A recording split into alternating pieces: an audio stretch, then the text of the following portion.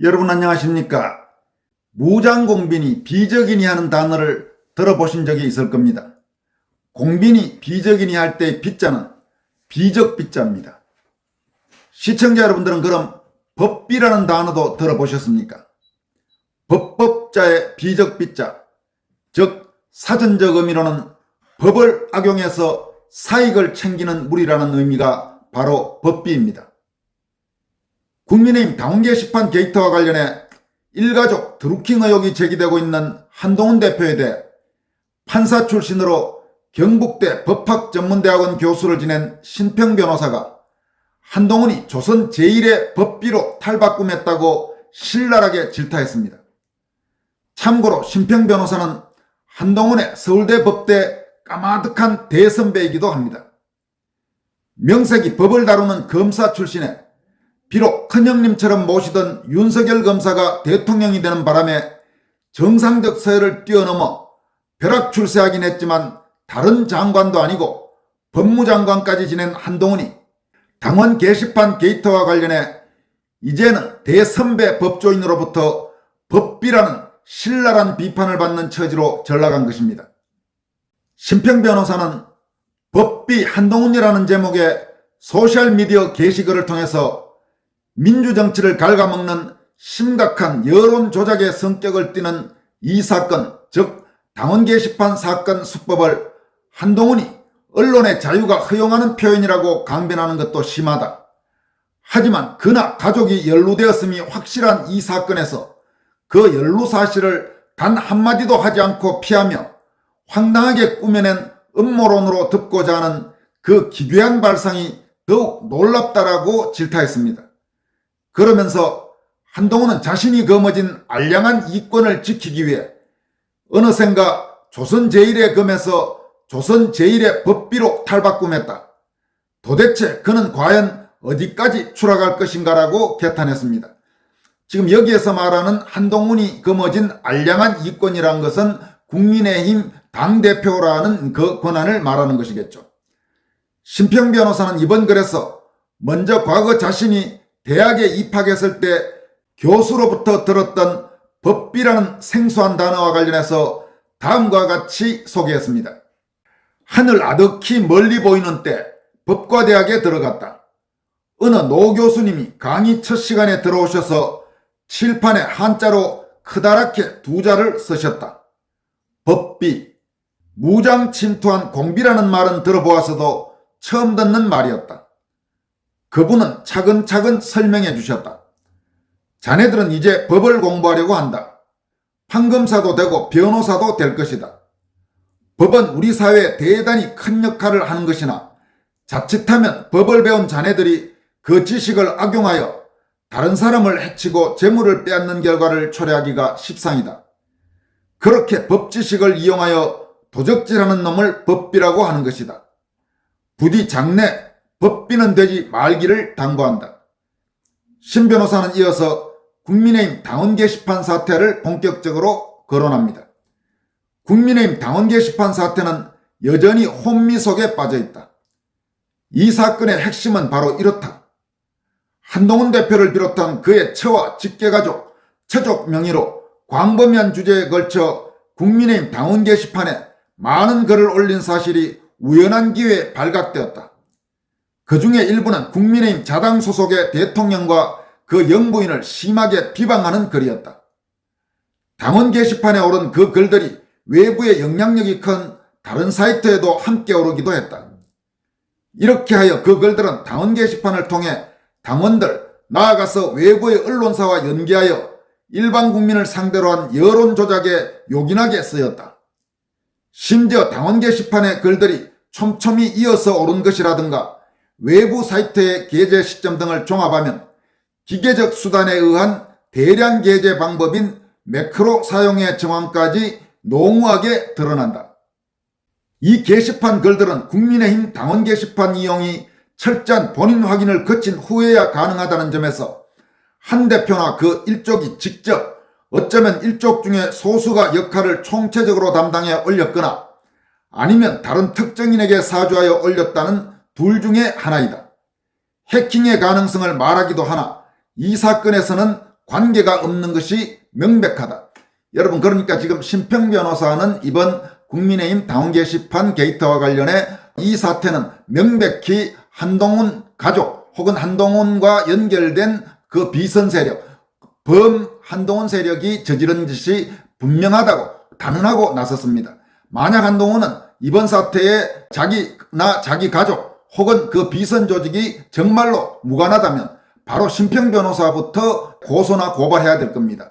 그리고 심 변호사의 지금 이 글에서도 나와 있지만 대단히 중요한 문제 중에 하나는 바로 이 국민의힘 당원 게시판 문제의 글들이 외부 세력들과 연결되면서 광범위하게 여론 조작에 악용됐다는 점입니다.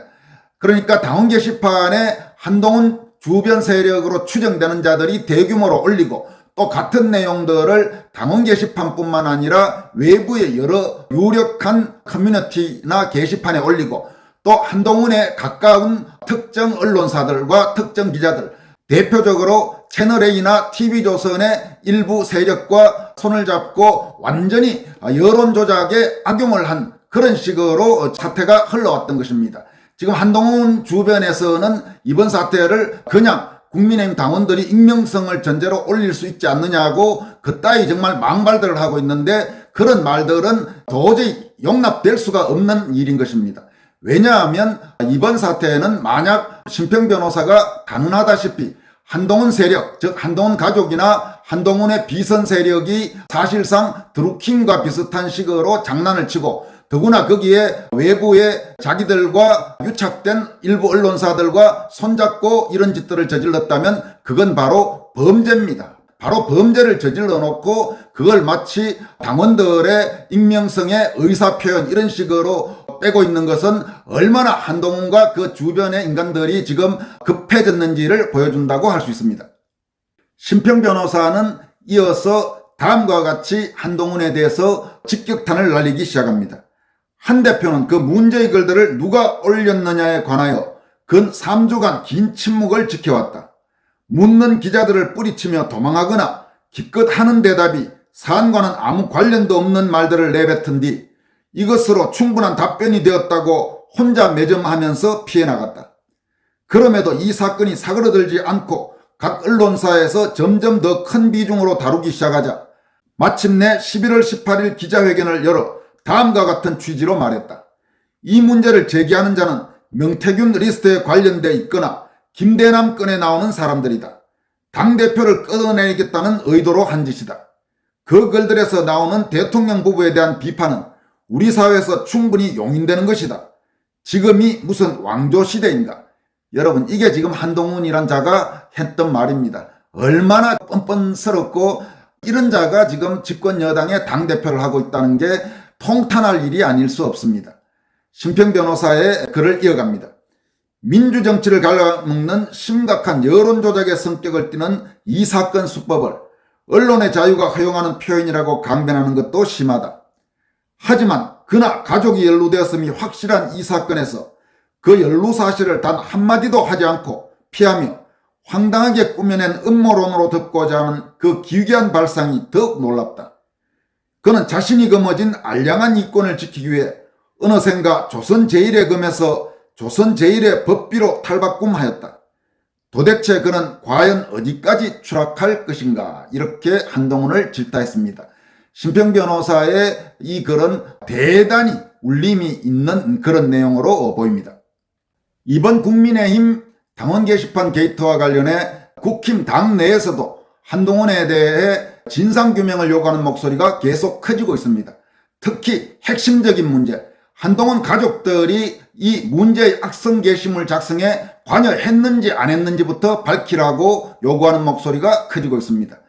이미 김민전 최고위원이나 김재원 최고위원 그리고 김미애 의원 등이 이번 사태의 진상규명을 요구하는 당무조사를 촉구한 데 이어서 이번에는 나경원 의원과 윤상현 의원 그리고 김용태 의원 등 이른바 당내 개파 성향이 옅은 그러니까 친윤이니 친한이니 하는 그런 개파 성향에서 비교적 떨어져 있는 중간층 성향의 국회의원들이 바로 한동훈에게 문제의 진상을 밝히라고 요구하고 나섰습니다. 나경원 의원은 다음과 같이 밝혔습니다. 좀 기다리려 했다. 한 대표가 현명하게 처신해 주길 기대했다. 당원 게시판의 본질은 한동훈 대표와 가족 명의의 댓글이 1천여 건에 달한다는 사실, 그 글의 게시 시간에 비추어 조직적 정황이 있다는 사실, 그 내용이 대통령 부부에 대한 입에 담기 힘든 내용부터 다른 정치인에 대한 욕설에 가까운 비판 등이라는 것이다.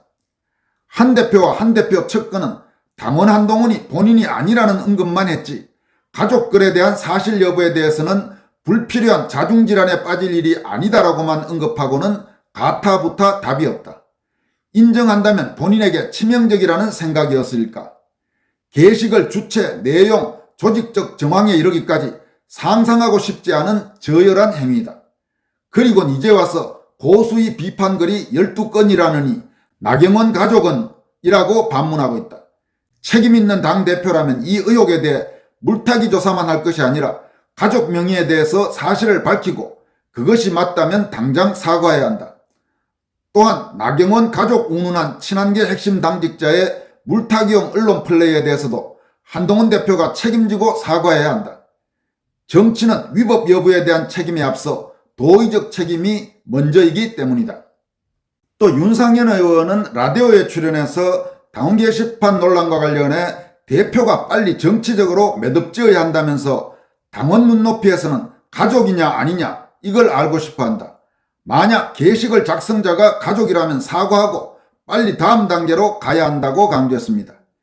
윤 의원은 시간을 끌수록 분열이 일어나고 탄핵을 부른다면서 민주당이 초래하는 게 아니라 우리 내부의 자중질환 분열에 의해서 잘못된 정치적 상황으로 갈까봐 대단히 두렵다고 우려했습니다. 또 김용태 의원도 라디오에 출연해서 대표께서 일을 키우시는 것 아닌가라면서 지금이라도 의혹에 대해서 해명할 일이 있으면 해명하고 사과해야 할 일이 있으면 대표자 리더, 지도자로서 사과하고 넘어가면 되는 일이라고 말했습니다. 그는 한동훈이 당원 게시판의 익명성을 보장해야 한다고 주장한 데 대해서는 당원 게시판은 일반 아고라 같은 곳이 아닌 정당 게시판이라면서 사실에 대한 비판은 있을 수 있지만 지도자나 여당 의원들을 향해 희화하거나 조롱하는 건 익명성이라는 이름으로 합리화하는 것은 조금 다른 부분이다. 여기에 대해서는 필요한 감사나 조사가 필요하다고 강조했습니다. 또 홍준표 대구시장은 이번 사태와 관련해 한동훈이 이번 사태에는 한동훈 죽이기다 이렇게 주장하고 있는 데 대해서 강도 높게 반박했습니다. 홍 시장은 나쁜 짓 해놓고 누구 죽이기로 뒤집어 씌우는 건 야당 누구 수법이라고 봤는데 우리 당에도 똑같은 수법이 나오고 있다. 적대적 공생관계가 오래가지 않을 것이다. 나쁜 놈들 전성시대다 라고 질타했습니다. 이처럼 당 안팎에서 진상규명을 요구하는 목소리가 계속 커져가고 있지만 친한계 이른바 한동훈 측근 세력들은 계속해서 오불관원입니다. 한동훈 측근인 장동혁 최고위원은 라디오에 출연해서 당원 게시판 시스템을 바꾸는 일들을 하고 있는데 계속 공격하는 것은 결국 한동훈 대표의 리더십을 떨어뜨리기 위한 목적이라고 주장했습니다. 장동혁은 길게 보면 내년 전당대회를 포함해 당의 헤게모니 장악을 위한 싸움이 시작된 것이고 최종 타깃은 한동훈 대표의 리더십이라면서 수사가 아닌 다른 방식으로 입장을 표명했을 때 그분들은 믿지 않을 거고 계속 다른 문제를 제기하면서 또 다른 답변을 요구할 것이라고 주장했습니다. 역시 한동훈의 측근인 당법률자문위원장 주진우 의원도 라디오에 출연해서 당원 게시판 논란은 합리적인 의혹 제기가 아니라 공격이라고 주장하면서 논란이 된 게시글을 전수조사한 결과 특별히 문제되는 글이 없었다라고 주장했습니다. 주진우는 또 당원 게시판 논란에 대해 대표 흔들기라고 밝힌 한동훈의 입장에 동의하느냐는 사회자의 질문에 동의한다면서 어떤 의혹을 제기할 때는 팩트에 근거해야 하는데 이미 아닌 걸로 밝혀진 걸 가지고 자꾸 이야기한다고 주장했습니다. 여러분, 한동훈의 측근인 소위 당법률자문위원장 주진우, 이 주진우도 검사 출신입니다. 물론 좌익 성향의 주진우 기자하고는 다른 사람입니다. 그런데 이 주진우 검사 출신의 현재 한동훈 측근은 검사 시절에도 아마 수사를 이런 식으로 했던 모양입니다. 한동훈도 검사 시절 수사를 황당하게 짝이 없게 했다는 것은 세상이 다 알고 있죠. 지금 이 상황이 한동훈 흔들기라고 보는 주진우니 장동혁이니 김종혁이니 신지원이 하는 한동훈 측근의 그런 인사들, 국민들 앞에 당신들의 주장이 어떻게 비춰지고 있는지 한번 곰곰이 돌이켜 생각해 보길 바랍니다. 정치란 게 뭐다고 인생들 그따위로 사는지, 정치란 게 참 추잡합니다. 저런 사람들의 정치하는 꼬라지를 보면. 지금까지 권순알TV였습니다. 여러분 고맙습니다.